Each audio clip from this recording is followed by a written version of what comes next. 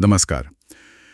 किसी सन्यासी या यति की अंतिम यात्रा कैसी होती है?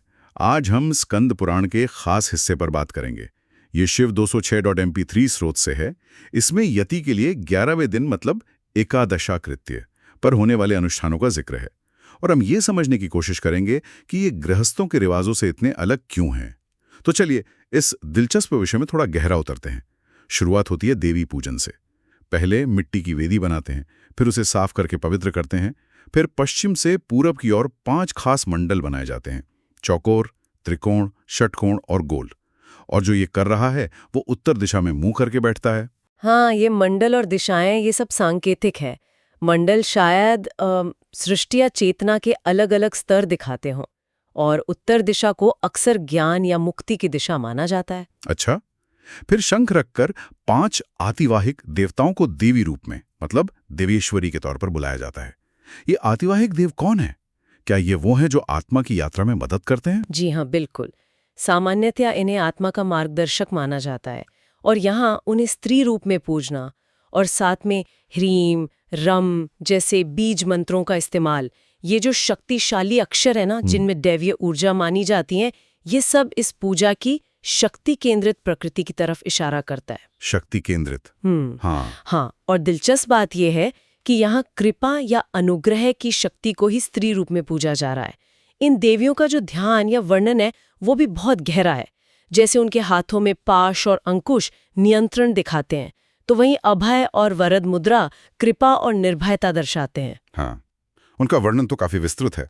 4 भुजाएं, लाल वस्त्र, 3 आंखें, माणिक्य मुकुट, रत्न कुंडल, बहुत कुछ। बिल्कुल, और उन्हें महेश्वर की शक्त्यात्मक मूर्ति कहा गया है। मतलब वो सिर्फ निष्क्रिय कृपा नहीं, बल्कि शिव की सक्रिय अनुग्रह शक्ति का ही मूर्त रूप है। अच्छा, फिर उन्हें शंख के जल से पैर धोने के लिए जल, हाथ धोने के लिए जल, स्नान, वस्त्र, आभूषण वगैरह चढ़ाए जाते हैं। और यह भी कहा गया है कि अगर चीजें न हो तो मानसिक रूप से भी अर्पण कर सकते हैं। ये दिलचस्प है। हाँ, ये भाव की प्रधानता दिखाता है। फिर चंदन, फूल, धूप, घी का दीपक, ये सब भी ओम ह्रीम समर्पयामि नमः के साथ अर्पित करते हैं। इसके बाद नैवेद्य की बारी आती है। हाँ, केले के पत्ते पर हर देवी के लिए अलग अलग नैवेद्य रखते हैं, जैसे घी, शक्कर, मधु मिली हुई खीर, पुआ, केले, गुड़, ये सब। हाँ, पारंपरिक नैवेद्य हैं ये। इन्हें मंत्रों के साथ भोग लगाकर जल भी दिया जाता है। फिर नैवेद्य को हटाकर उस जगह को साफ करके पान, धूप, दीप देकर परिक्रमा और प्रार्थना की जाती है। और प्रार्थना का मुख्य भाव क्या होता है? प्रार्थना का सार अहम है। उसमें कहा जाता है, हे श्री माताओं, इस यति को परमेश्वर के चरणारविंदों में स्थान दें। तो ये साफ है कि पूजा का मकसद यति की सद्गति, उनकी मुक्ति या शिव पद की प्राप्ति है। समझ गया। और अंत में देवियों का विसर्जन करके उनका प्रसाद, प्रसाद या तो कुंवारी कन्याओं या गायों को देते हैं या फिर जल में प्रवाहित कर देते हैं, कहीं और नहीं। तो ये देवी पूजन हुआ। इसके बाद ये अनुष्ठान एक और महत्वपूर्ण मोड़ लेता है जो खास यति के लिए है। यहाँ एकोद्दिष्ट श्राद्ध नहीं होता बल्कि पार्वण श्राद्ध होता है। ये क्यों इतना महत्वपूर्ण है? ये अंतर क्या है? देखिए, ये बहुत बड़ा फर्क है। एकोद्दिष्ट श्राद्ध आमतौर पर एक व्यक्ति, एक दिवंगत आत्मा के लिए होता है।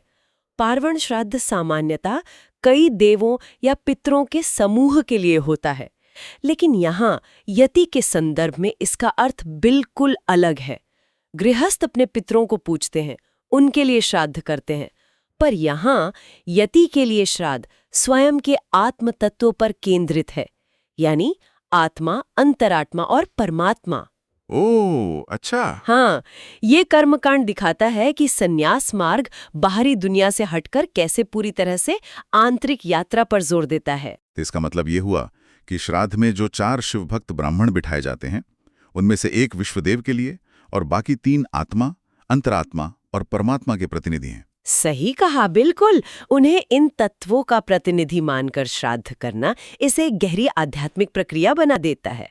ये सिर्फ पितरों का तर्पण नहीं है, बल्कि अपने ही अस्तित्व के विभिन्न स्तरों का, पहलुओं का सम्मान है, उनके लिए अर्पण है। फिर जमीन लीपकर, कुश बिछाकर 3 पिंडदान किए जाते हैं, संकल्प लेकर। पहला पिंड आत्मने इमं पिंडम ददामी कहकर आत्मा के लिए, दूसरा अंतरात्मने इमं पिंडम ददामी अंतरात्मा के लिए, और तीसरा परमात्मने इमं पिंडम ददामी परमात्मा के लिए। क्रमशः 3 मंडलों में अर्पित करते हैं। कुश और जल भी दिया जाता है। ये तो वाकई अनोखा है। पिंडदान पितरों की बजाय आत्मा के ही अलग अलग स्तरों के लिए। ये यति के रास्ते की खासियत को दिखाता है।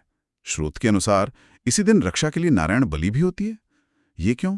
शैव अनुष्ठान में वैष्णव पूजा? हाँ, ये एक तरह का समन्वय दिखाता है। शैव अनुष्ठान के साथ ये वैष्णव पूजा का जोड़ना, शायद रक्षा के पहलू पर जोर देने के लिए। इसमें विष्णु की महापूजा होती है और खीर का नैवेद्य लगता है।